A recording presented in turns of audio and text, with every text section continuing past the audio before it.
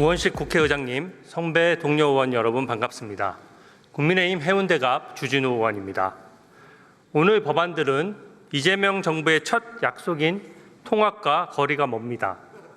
첫 법안인데 민생이 아니라서 아쉽습니다. 현재 이재명 대통령 재판 중지법은 번호표를 받고 기다리고 있는데 최소한의 균형도 상실했습니다. 여당은 깃털로, 야당은 망치로 때리겠다는 격입니다. 이번 검사징계법 개정안은 보복 법안입니다. 이재명 대통령을 수사한 사람을 징계하고 청문회 열어 망신 주고 탄핵해서 일 못하게 하는 것은 일종의 사법 테러입니다.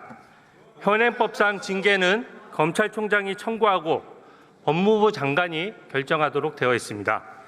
법무부 장관이 마음에 안 드는 검사를 징계하면 검찰의 독립성이 침해되기 때문입니다.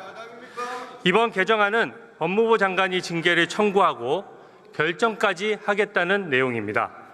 과거 원님 재판식입니다. 법무부 장관이 수사에 관여하는 도구로 악용될 소지가 높습니다.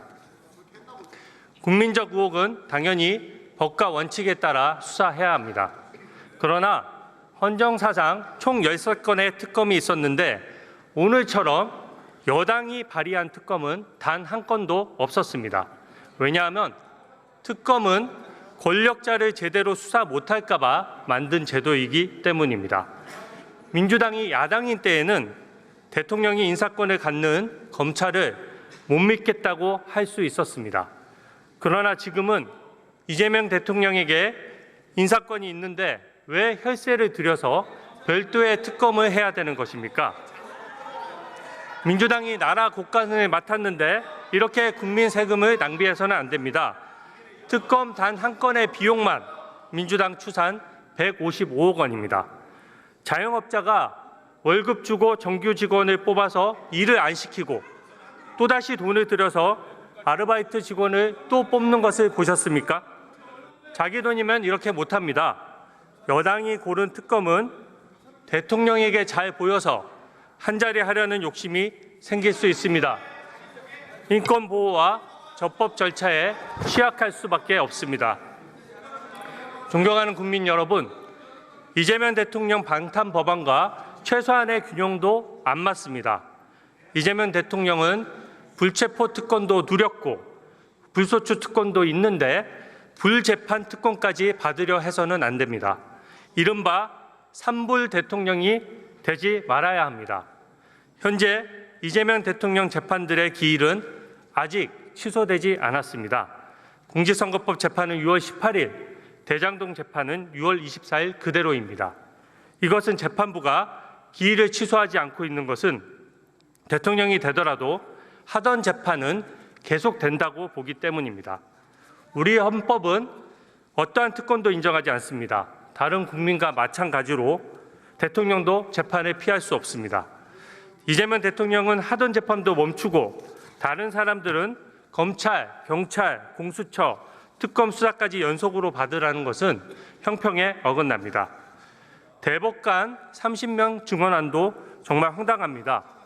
사건 수가 줄어드는데 왜 대법관만 연간 수백억 원을 들여서 증언을 합니까? 사법체계의 큰 틀이 바뀌는데 국민이 논의 내용을 모르게 졸속 진행할 수는 없습니다. 오늘 이하영 경기부지사의 대북 800만 불 사건이 대법원에서 유죄로 확정됐습니다. 직속 상관이었던 이재명 대통령이 국민들에게 직접 사과할 사안입니다. 최고 권력자인 대통령이 대법원 결정을 무시하면서 국민에게는 법을 따르라고 말할 수는 없습니다. 오늘 이하영 유죄는 문재인 정부에서 임명된 오경미 대법관조차 동의한 내용입니다. 이하영은 사면을 바라겠지만 결코 해서는 안 됩니다. 대통령이 자신이 몰랐다고 하면서 사면하는 것은 공범임을 자인하는 것입니다. 유엔 대북 제재를 어겨도 된다고 국제사회에 인증하는 꼴이 됩니다. 우리 외교 안보에 고립을 자초할 수 있습니다. 국민과 함께 똑똑히 지켜보겠습니다. 경청해 주셔서 감사합니다.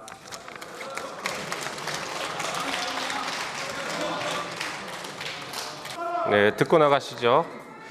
존경하는 우원식 국회의장님, 선배 동료 의원 여러분, 남양주병 출신 더불어민주당 김영민 의원입니다. 저는 오늘 이 자리에서 검사징계법 개정안에 대해서 찬성하는 입장을 밝히고자 토론에 임하게 됐습니다. 먼저 반대 토론에서 나왔던 논거 몇 가지만 좀 반박해 보겠습니다. 내란을 극복하는 것이 통합의 저해가 되는 일입니까? 통합을 얘기하면 내란을 청산하면 안 된다는 것은 과거 친일파를 청산하지 못해서 지금까지 국민 통합의 저해가 되고 있는 것을 다시 반복하자는 전형적인 친일파 논리이고 가해자 논리입니다. 말도 안 되는 일이고 내란을 청산해야 그 진실 위에서 통합도 이루어지는 것이고 정의가 실현되는 것입니다. 국민들은 그것을 바라고 이번 대선에서 그 선택을 했습니다. 그리고 여당이 됐는데 검찰을 못 믿겠냐라고 물어보시는데 국민의힘은 여당일 때 검찰과 내통했다는 걸 자백하는 그런 주장에 불과합니다. 아직도 이런 철진한 얘기를 하고 있으니 한 발짝도 못 나가는 건 아니겠습니까? 국민의힘 보면 내란은 계속 옹호하면서 기승전 이재명만 얘기하고 있습니다. 그래서 국민의 선택을 받지 못하고 이번에 대선에서 외면받은 것입니다.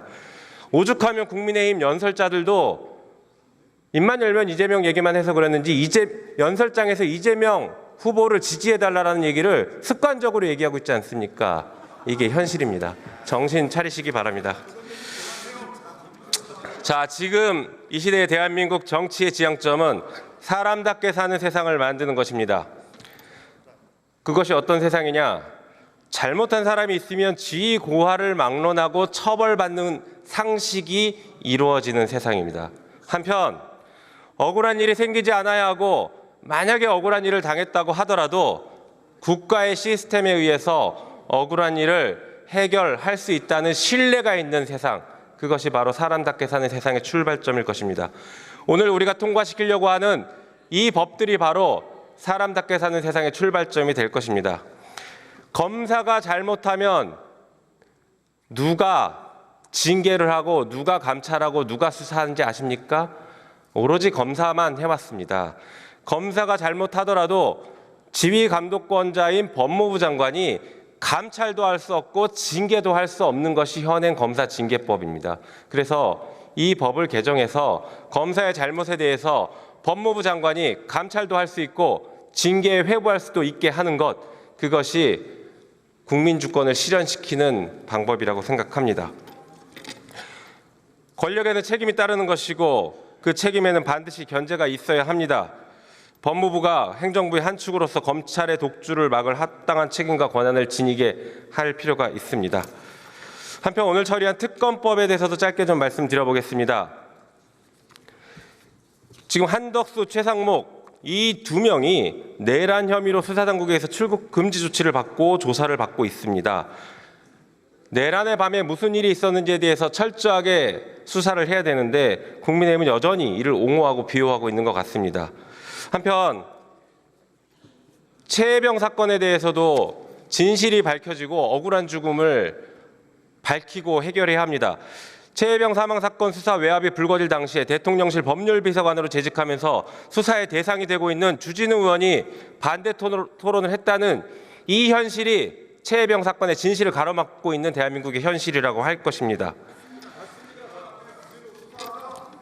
이재명 대통령이 이재명 정부가 출범한 지금 오늘의 대한민국은 진실의 땅 위에서 정의가 실현되는 나라가 될 것입니다.